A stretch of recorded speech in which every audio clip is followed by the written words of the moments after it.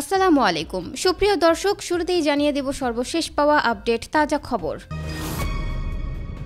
মুক্তি পাচ্ছেন মামুনুল হক, আর এরপরে থাকছে জনগণ লুটেরাদের ক্ষমতায় দেখতে চায় না, এবার যা বলল আমিনুল হক।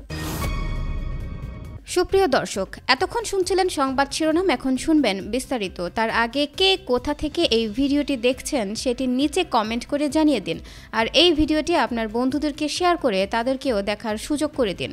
আর এই রকম নিত্য নতুন সকল ধরনের খবরাখবর সবার আগে পেতে চাইলে এক্ষুনি আমাদের চ্যানেলটি সাবস্ক্রাইব করুন।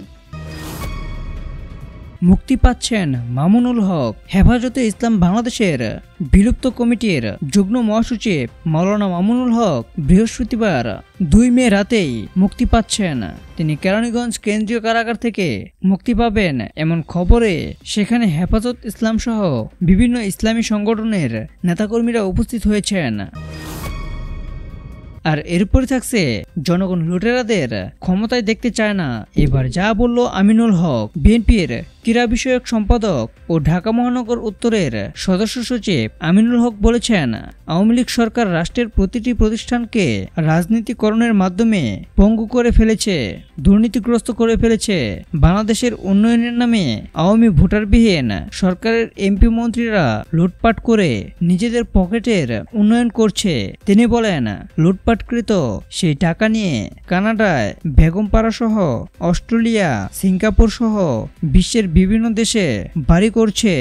বাংলাদেশের জনগণ এই ধরনের লুটপাটকারী লুটেরা দুর্নীতিগ্রস্তদের আর ক্ষমতায় দেখতে চায় না।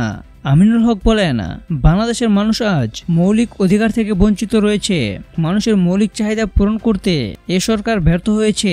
দেশের দ্রব্যমূল্যের লাগামহীন ঊর্ধ্বগতিতে দেশের সাধারণ জনগণ আজ দিশেহারা, কিন্তু দ্রব্যমূল্য নিয়ন্ত্রণে সরকারের কার্যকর কোনো পদক্ষেপ নেই। তিনি আরও বলেন, দেশে গণতন্ত্র পুনরুদ্ধার ও জনগণের ভোটাধিকার নিশ্চিত করতে আমাদের আন্দোলন চলমান রয়েছে। এই আন্দোলনের সফলতা তখনই আসবে যখন আওয়ামী সরকারের পতন নিশ্চিত হবে।